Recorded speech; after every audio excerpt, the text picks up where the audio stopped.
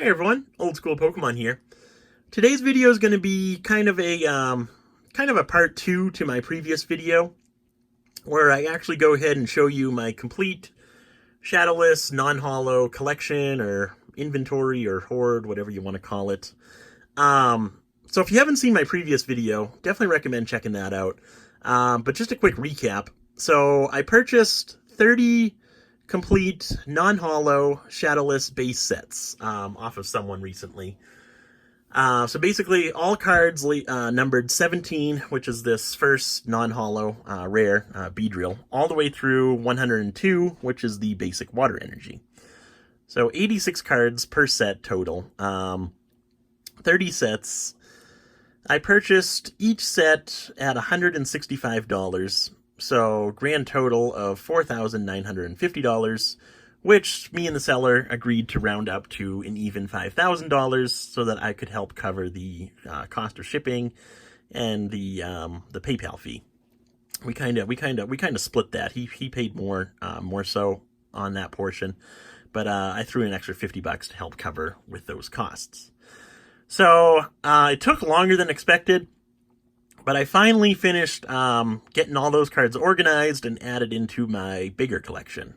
Basically, what I did was I removed everything from the semi-rigids and the top loaders and the penny sleeves, and I organized it by card, everything by card number. So all the Beedrills in one pile, the Dragonairs in one pile, so on and so forth. And then I verified that everything was in fact Shadowless. Just quickly scanning through the character cards, and then with the trainer cards and the energy cards, actually looking at the copyright date down here, making sure it had that extra 99. That's how you can verify Shadowless cards. So a little bit there. So I verified everything was in fact Shadowless. And then I went through and viewed everything's condition. For the rare cards, I sorted everything by mint condition, near mint condition, and excellent condition, and I just placed all the played condition cards in another pile. For the commons and the uncommon cards, I did mint condition and near mint condition. All the excellent and played condition cards went into a separate pile. Those excellent condition and played condition commons and uncommons and played condition rares will eventually be sold off within my eBay store, just because I really don't like to collect those cards. So after I did that, went through the condition of everything, I went ahead and placed everything into brand new penny sleeves, the Ultra Pro just penny sleeves. And then I added it onto my Excel spreadsheet, the quantities, and added it into my bigger collection. So that was kind of the process of that. It took a lot longer than I thought it would. But I'm finally finished with that. And today I'm going to be showing you my complete collection or inventory. So we got a few cards right here. And then I'll be pausing the video and getting reset up, and I'll show you all the bulk cards that I have. So we'll start off with these. These in the back right here. We've got 25 complete common sets. So all of these are the complete 38 card common sets. They do have one version of the Pikachu, which I'll show you. And all of these sets are actually mint condition. So all 25 of these sets are mint condition. When I say mint condition, obviously I do look at these cards individually. I'll under some bright lighting, I take a quick look at the front, take a quick look at the back, and place them into one of the piles. I am going fairly quickly with them, so obviously there's some cards where I might have missed something. But for the most part, when I say mint condition, it's going to be PSA 8 to 10 range, with the majority being PSA 9 to 10 range. I say 8 just in case I did miss something. Within my quick pre-grading, if you will. So here's the complete common set, all 38 cards. And like I said, there is one version of the Pikachu, which is actually the Red Cheeks Pikachu. So all 25 of these sets do contain the Red Cheeks Pikachu. If you watch my previous video, where I talked about the difference between the two Pikachus, There's a Yellow Cheeks Pikachu and a Red Cheeks Pikachu within the first edition base set and the Shadowless base set. The Yellow Cheeks Pikachu is worth less than the Red Cheeks Pikachu. If we're talking near mint to mint condition copies, I usually sell the Yellow Cheeks Pikachu on eBay for about $7.50. I'll accept an offer of about $6. For the Red Cheeks Pikachu, I actually just sold one of those within my eBay store. I had it listed for $17.50. Someone offered $15, which I accepted. So the Red Cheeks is definitely worth about double what the Yellow Cheeks is worth. That's why I build these sets with the Red Cheeks Pikachu. And surprisingly, when I initially started this this collection here of the non-holo Shadowless cards, I actually had more Red Cheeks Pikachus than Yellow Cheeks Pikachus. So that was kind of another reason why I built these sets with the Red Cheeks as opposed to the Yellow Cheeks. So there's the complete common set right there, all 38 cards. Now, I usually, so when I organize my Shadowless collection here, I only build these common and uncommon sets with mint condition cards. The near mint condition cards I kind of just have sitting in a box, in a card box. I really don't build these sets with those cards. So these, the only sets I build are with the mint condition cards. And there's one card that's kind of the variable here, where I can't build any more of the common sets. And that one card is obviously that Red Cheeks Pikachu. So that's kind of my limiting factor with the common sets. I only have 25 of the Red Cheeks Pikachus in mint condition, so I really can't build any more of those common sets right now. The uncommon sets, I got 5 of the uncommon sets, again, mint condition, and the kind of the limiting factor of these sets are 2 of the trainer cards, Professor Oak and Revive. I got multiples of all the other cards, all these character cards, got plenty of those, plenty of all the other trainers, plenty of the double colorless, energy card. The only cards I'm missing to be able to build more of these, complete sets is that, Professor Oak, which is this card right here, and the Revive, which is this card right here. So there's that, all 32 uncommon cards, from the Shadowless base set in mint condition. So that's all the complete sets that I've been able to build over the years. Now we'll get into the non-holo rare cards.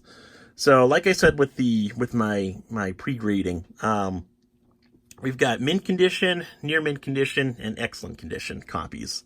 All the played condition copies are tossed off to the side and eventually sold off within my eBay store. So we'll start off with the excellent condition copies. Just to give you an idea, there's about 200 excellent to excellent plus condition, 250 near mint to mint condition, and about 200 mint condition. So we'll quickly run through these, show you everything that I have, and then we'll do the same with the near mints and the mint condition copies. So while we're going through these, I actually started this collection, a few years ago, where someone, actually, Gary from Pawn Stars, King Pokemon on eBay, he actually sent me an email saying that he was willing to part with his, Shadowless common and uncommon inventory. So he'd known that I've been interested in purchasing that inventory for quite some time, and so he finally sent me an email saying that he was ready to part with those cards. So we went back and forth a little bit on pricing, but I eventually ended up purchasing everything that he had. It was a lot of cards. Majority were mint condition. There were a few near mint condition and very few excellent to played condition. So that was kind of the start to my collection. I believe it was around 6,000 common and uncommon cards, majority being mint condition. But yeah, I believe it was 6,000, somewhere around there. It's been a while. So So that was kind of the start to my collecting the Shadowless non-holo cards. And then about a year ago, so a couple years after I purchased those common and uncommon cards off him, he actually sent me another email saying that he'd be willing to sell his non-holo rares. And at the time, I was kind of running low on money, because it was almost that time for me to return back to work. So I'd been out of work for a couple months now. So I really didn't have the funds to purchase everything. He had 200 Shadowless non-holo rare cards. Majority mint condition, few near mint condition, and very few excellent to light played condition. So here's the two near mint condition stacks that I have. We'll go through these as I'm telling this little story. So he had 200 non-holo rares. He was hoping to get around $10 a piece for them, just across the board. And so that would have been $2,000 for everything, which I really couldn't justify spending that much money at that time. So I actually he messaged a few people about these cards, trying to see what kind of price point everyone would offer him. So I received an email, and I know Scott SM Pratt received an email. And so we actually worked out a deal where me and SM Pratt actually split this purchase. So we each received 100 non-holo rare Shadowless cards. So that was real nice, because I was able to start my non-holo rare collection, and it's definitely grown since then. So I started it with 100 Shadowless non-holo rare cards. And now we're looking at about 650 Shadowless non-holo rare cards. So I purchased that initial purchase off of Gary, or King Pokemon on eBay, and after that I was pretty much obsessed with the rare cards as well. I wanted to keep adding more and more into my collection. So every month or so, maybe every 2 months, I'd go on to Troll and Toad, and anything that they had listed as near mint condition at a price point less than $10, I would purchase everything that they had available. I did that multiple times, and I would do the same thing on eBay. Anything that was near mint to mint condition, priced at below $10, I would scoop up. That grew this portion of the collection a lot. And obviously that recent purchase that I just made, the 30 complete non-holo sets, that also added into this portion of the collection and a lot too. Unfortunately, with that purchase, there were actually a lot of played condition non-holo rares, I found, which I kind of knew about. The seller did say that there were going to be a few sets that were in light play, excellent to light played condition.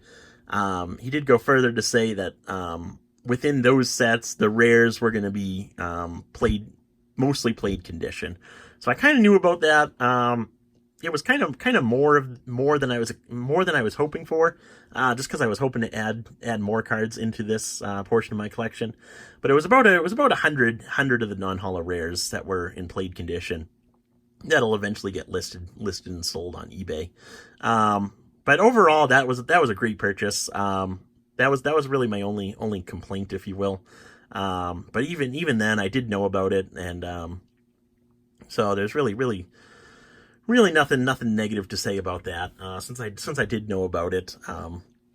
But yeah, so there's the excellent condition, near mint condition. Now we'll get into the mint condition. I was actually talking with someone on E4, just via messages, and we were talking about this purchase, and he knows that I like collecting the Shadowless non-holo cards. And he was actually asking me if I was planning to submit any of these cards into PSA for grading. And my logic behind that's kind of funny. So I very rarely submit any of my Shadowless cards into PSA for grading. I do submit a couple of the, a couple each of the uncommons and the commons. I'll usually submit 5 of each when I do submit them, and hoping for those 9s and 10s. But I don't submit any of the rares, and I don't submit many of the commons and the uncommons. My logic behind that is just because I really don't want to actually sell many of these cards right now. I'm kind of purchasing these cards and holding them for the long term in hopes that the value of the Shadowless cards starts to increase again. So by not submitting anything into PSA, I'm less likely to actually sell anything. So for example, nobody's willing to pay a premium for or really nobody's willing to pay a big premium. I won't say nobody, because obviously you do have some people that will. Not many people are willing to pay a premium for a non-holo card in mint condition that's not PSA graded. So the value of these cards is at a price point where I'm fine holding these cards and not selling anything. Just because you can't get that PSA 9 or 10 price point with it being ungraded. So I'm fine with just holding all these cards and really not selling anything. Whereas if I did submit these cards into PSA and got those 9s and 10s that I'd be expecting, I'd be more apt to sell everything, or sell the cards that I got graded. So that's kind of my logic behind why I have so many mint condition copies that are all ungraded. Really don't want to sell any of these cards right now, so I really don't have any need or desire to grade these cards. Like I said, I am holding these cards for an investment, if you will, hoping that the value does increase over the years. And when I do get ready to sell, if I ever do get ready to sell these cards, all the mint condition copies will definitely go through PSA. They'll get graded, and then I'll sell the graded copies. The near mints and the excellent condition copies, those will obviously be sold on eBay individually. But for right now, everything, or the majority of everything, is stored just ungraded. And that's kind of my logic behind that thought process. So that's all the non-holo rares. That's all the common and uncommon sets that I currently have. I'm going to pause the video now, and then we'll head up to my eBay office, and I'll show you the bulk of my Shadowless collection. So I'll be right back. And we're back. So sorry if the camera's shaking. I'm kind of holding it right now. So this is the rest of my Shadowless collection here. This first box is all near mint condition commons and uncommons. This second box right here is all mint condition commons and uncommons. And these sets right here are just the common sets that you saw just a minute ago. The complete common sets. There's 20 of those there. I keep 5 of the commons and 5 of the 5 uncommon sets within my collection inventory, my actual collection inventory, just because I would like to keep 5 of each, just for my personal collection. But this is the rest of the Shadowless inventory right here. So each row, they're all ordered by the characters, so, or by the number. So we start off with Arcanine, then we go to Charmeleon, Dugong, so on and so forth, all the way through. All the cards are individually sleeved. There's 1,100 cards per row, and then all the extras obviously in that last row. Same thing over here, 1,100 cards per row, all the extras in that last row there. So we'll just go through these real quick, just so you can tell that they all are, in fact, Shadowless cards. So again, these are all the near mint condition cards that I currently have, and I'll show you the spreadsheet that I have real quick after we go through these. These are just all the energy cards right here. So there's all that.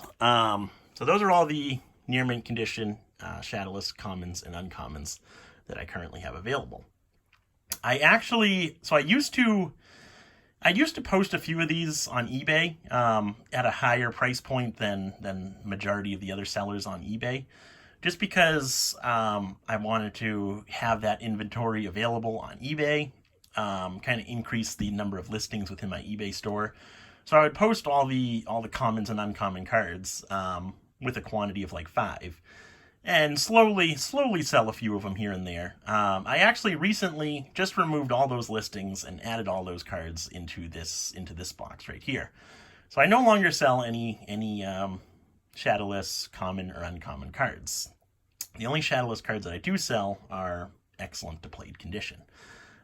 So there's the near mint condition cards, and then this box right here is all the mint condition cards. So again, that same PSA 8 to 10 range, with the majority being 9s to 10s. So again, start off with all the uncommon cards, and then move through to the commons and the basic energies. So there's that first row. There's that second row. And it's funny, I actually have, so when that initial collection that I was talking about that I purchased from King Pokemon, or Gary from Pawn Stars, I bought out his Shadowless inventory, and he actually had there were like 10 of the Shadowless 2-player starter decks that he had opened, took out the Machamp and graded that card, and then kept the 2 packs of 30 cards separately. They were still sealed in the package. I actually bought those from him. So all the cards within that theme deck. I know Diglett's one, Charmander's one, the Fighting Energy's one, the Fire Energy's another. But basically all those cards that were within that theme deck, I have a ton of those cards comparatively to the other cards. Everything else is roughly about even, but the cards that were within the 2-player starter decks, I have way more of those cards than anything else. So just a quick little tidbit for you. And then real quick, before we end the video, I'll actually go ahead and show you let's see if this works. So hold on one second here. There we go. Okay, so this is kind of the spreadsheet that I use to keep track of everything that I currently have. So we got the card name, the card number, near mint quantity, what I currently value it at, the total amount, and then the mint quantity, the current price that I value it at, the total, and then the quantity that I have within those complete sets. Same thing. So the blue is all the rares, the green is all the uncommons, and the yellow is all the commons. So we'll just scroll down to the totals here. So the grand total for the what is this? The mint condition? No, the near mint condition, rare, uncommon, and common cards, 2,729.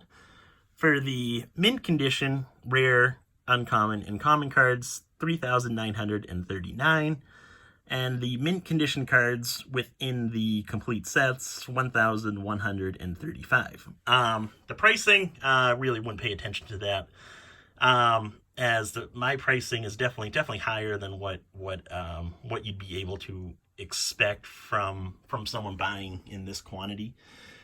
Basically, I value the uncommons near mint at about $1 a piece, mint condition at about $2, so double what the near mint condition copies are selling for, or are worth, in my opinion.